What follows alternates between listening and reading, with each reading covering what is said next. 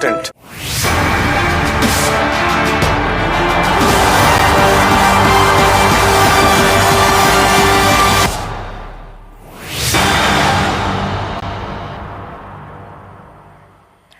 জুলাইয়ের সমাবেশেই নজর রাখতে হচ্ছে। ধর্মতলা সমাবেশে যোগ দিতে গঙ্গাসাগর থেকে নদী পথে ভেসেলে রওনা কয়েক হাজার তৃণমূল কর্মী সমর্থকদের সেই ছবি আপনাদের দেখাবো।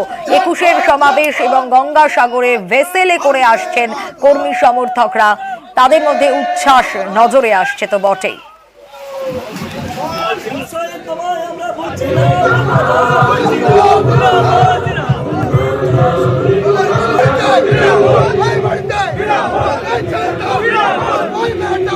আমাদের ৩,৫০০ কর্মী দুটো ভ্যাসেল করে বেরিয়ে গেছে। আমাদের লক্ষ্যমাত্রা ৫,০০০, আরও একটা ভ্যাসেল করে যাচ্ছে। এরপরেও আর একটা ভ্যাসেল করে আমরা লর্ড 8 পৌঁছবো। লর্ড 8 থেকে আমাদের প্রায় ২১টা বাস এবং বাদবাকি লোক ট্রেন এবং টেম্পো এসব করে আমরা ধর্মতলার উদ্দেশ্যে প্রত্যেক বছর মতো এবারও রওনা। গঙ্গাসাগরের ছবি তো দেখলেন, এবার হিঙ্গলগঞ্জের ছবি, সুন্দরবনের ছবিটা দেখাবো। সেখানেও কিন্তু একুশের সমাবেশে যোগ দিতে কলকাতার পথে তৃণমূল কর্মী সমর্থকরা নদী পথে একেবারে নৌকো করে কালিন্দী নদী পেরিয়ে তারপর তারা শহর কলকাতার উদ্দেশ্যে রওনা দিচ্ছেন সেখান থেকে। আমরা সুন্দরবন থেকে টোটাল সবাই মিলে যাচ্ছি মমতা ব্যানার্জির জনসভায় আজকে কলকাতা। কেন? ২১শে জুলাই ১৯৯৩ সালে যে ১৪ জন শহীদ হয়েছিল, সেই শহীদ উপলক্ষে প্রতি বছর মমতা ব্যানার্জি এই সভাটা করে থাকেন এবং ২১শে জুলাই থেকে মমতা ব্যানার্জির কিছু বার্তা আছে, তার যে নির্দেশ দলের প্রতি, সেই নির্দেশটাকে শোনার জন্য এবং জানার জন্য আমরা এখান থেকে রওনা হয়েছি। বিভিন্ন প্রান্ত থেকে কর্মী সমর্থকরা আসছেন, একেবারে দেখাই যে সব পথ ধর্মতলাতেই মিশছে। আজ গঙ্গাসাগর থেকে জলপথে আসছেন কর্মী সমর্থকরা ভেসেলে করে, অন্যদিকে সুন্দরবনে হিঙ্গলগঞ্জ থেকে কালিন্দী নদী পেরিয়ে, কালিন্দী নদী পেরোচ্ছেন নৌকা করে কর্মী সমর্থকরা, তারপর রওনা দিচ্ছেন শহর কলকাতার উদ্দেশ্যে, ধর্মতলার উদ্দেশ্যে। এবং অবশ্যই লক্ষ্য একটাই, দলনেত্রী, শীর্ষ নেতৃত্ব, তারা আজ কি বার্তা দেন, দিক নির্দেশ কোন দিকে দেন, এবং তারপরই কিন্তু কর্মী সমর্থকরা সারা বছর এই যে দিক নির্দেশ আসবে তাই মেনে চলবেন। এবং সে কারণেই তাদের লক্ষ্য যে মমতা বন্দ্যোপাধ্যায় কি বার্তা দেন আজকে এই একুশের মঞ্চ থেকে।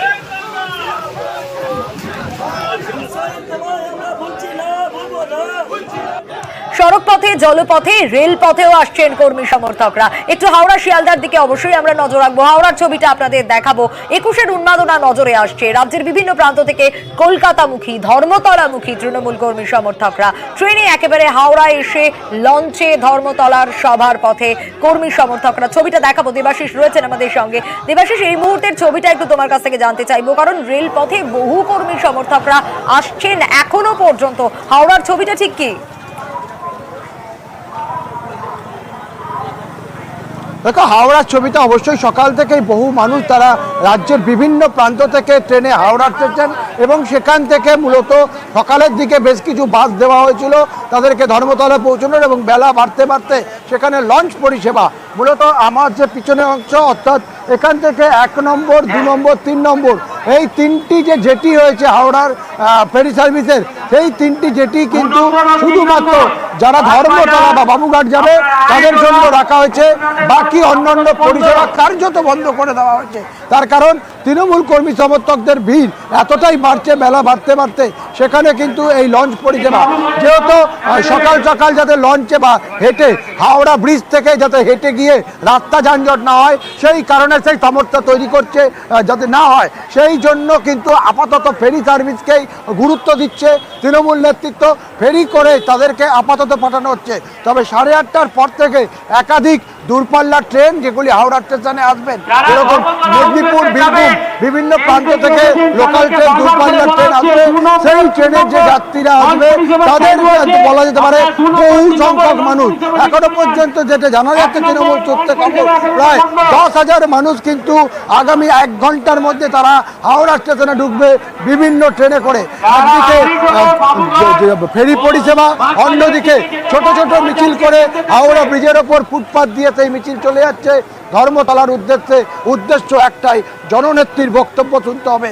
লোকসভা ভোটের পর একটা ভালো রেজাল্ট, তৃণমূল কংগ্রেসের বিভিন্ন প্রান্তে থেকে জয় ছিনিয়ে আনা, সেই জায়গায় দাঁড়িয়ে আগামী 26-এর যে বার্তা এই বার্তা কি দেবে মমতা বন্দ্যোপাধ্যায় এবং নেতৃত্বরা, তৃণমূল নেতৃত্ব, তা শোনার জন্য আবার মানুষের ভিড় সেই 21শে শহীদ মঞ্চ ধর্মতলায়। আর ইতিমধ্যেই হাওড়াতে কিন্তু দেখতেই পাচ্ছ সেই ছবি, বিভিন্ন প্রান্ত থেকে মানুষজন, মহিলাদের সংখ্যা কিন্তু যথেষ্ট চোখে পড়ার মতন। আমরা সকাল থেকে দেখেছি গ্রামগঞ্জ থেকে মহিলারা আসছে 21শে একেবারেই জুলাইয়ের দেবাশিস, সভায় শুধু যোগ যে দিতে। পুরুষরা আসছেন তা নয়, মহিলারা আসছেন, কচি কাচাদেরকেও দেখা যাচ্ছে, একেবারে পরিবার নিয়ে বহু কর্মী সমর্থকরাও আসছেন, সেই ছবিও নজরে আসছে।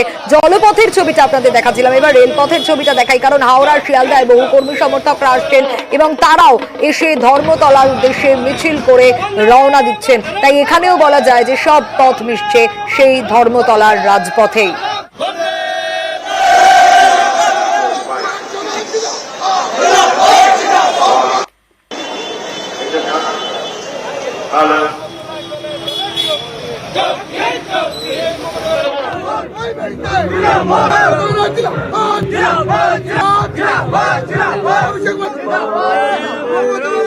আর এবার দেখাবো 21শে জুলাইয়ের মঞ্চে যোগ দিতে সকাল থেকে বিভিন্ন জায়গা থেকে শুরু করেছে মিছিল, শুরু হয়েছে মিছিল, সেই সব ছবি আপনাদের দেখাচ্ছি।